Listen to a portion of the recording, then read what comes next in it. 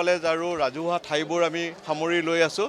আজি ৰাতিপুৱা কামাখ্যা বিদ্যালয়ত হ'ল, তাৰপিছতে পাণ্ডু আদৰ্শ বিদ্যালয়ত হ'ল, তাৰপিছতে এতিয়া বিদ্যানিকেতন স্কুলত হ'ল, ইয়াৰ পিছতে পাণ্ডু মহাবিদ্যালয়ত আছে আৰু গীতানগৰত আজি প্ৰগ্ৰাম আছে। আমি আজি এইকেইটাই প্ৰগ্ৰাম কৰিম, কিন্তু অহাকালি আমাৰ তেনেকুৱা এটা ছিৰিজত প্ৰগ্ৰাম আছে, পৰহিও তেনেকৈ ছিৰিজত প্ৰগ্ৰাম আছে।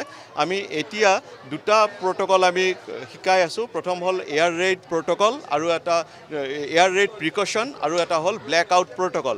ব্লেক আউট প্ৰট'কলটো দিনত আমি দেখাব পৰা নাই, কিন্তু আমি এয়াৰ ৰেইড প্ৰট'কলটো আমি প্ৰিকশ্যন আমি কৰি আছোঁ। আমাৰ যদি বিমান আক্ৰমণ যদি হয় গুৱাহাটীত, তেনেহ'লে আমাৰ নাগৰিকসকলে নিজক কি ধৰণে সুৰক্ষিত ৰাখিব পাৰিব সেই কৌশলসমূহ প্ৰদৰ্শন কৰা হৈ আছে, শিকোৱা হৈ আছে। ইয়াতে 3টা চাইৰেনৰ ব্যৱস্থা আছে।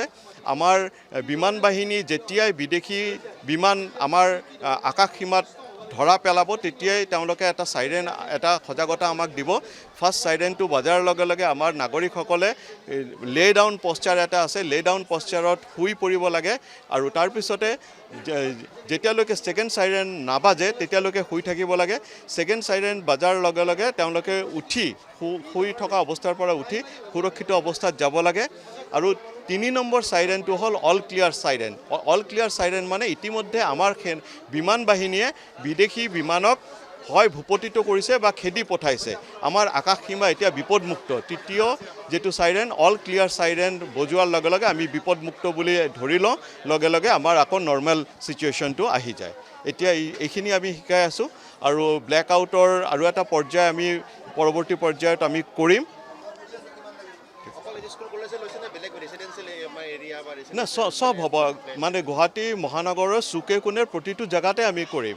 এতিয়া স্কুল কলেজ হৈ আছে, আজি আবেলি গীতানগৰত এইটো ৰাজহুৱা হ'ব প্ৰতিটো জেগাত। আৰু GMC এছিষ্টেণ্ট কমিশ্যনাৰে যোৱা পৰহি এটা লেটাৰ ইছ্যু কৰিছে ৱাৰ্ড কাউন্সিলৰসকলক যে প্ৰত্যেক কাউন্সিলৰ তেনেকৈ অৰ্গেনাইজ কৰিব নিজৰ নিজৰ ক্ষেত্ৰত, আৰু আমি চিভিল ডিফেন্সৰ তৰফৰ পৰা এইখিনি সহযোগিতা আগবঢ়াম। আমি আশা কৰোঁ যে আমি সন্মিলিতভাৱে, আৰু ইয়াতে জিলা দুৰ্যোগ প্ৰশমন প্ৰাধিকৰণত জড়িত হৈ আছে, যে আমি সকলোৱে একেলগতে এই সজাগতা আনিবলৈ সক্ষম হ'ম আৰু আমাৰ নাগৰিকসকলক সুৰক্ষিত হ'বলৈ সহায় কৰিম। যিকোনো খবৰৰ বাবে যোগাযোগ কৰক 7099017330 লগতে 7099017110 নম্বৰত।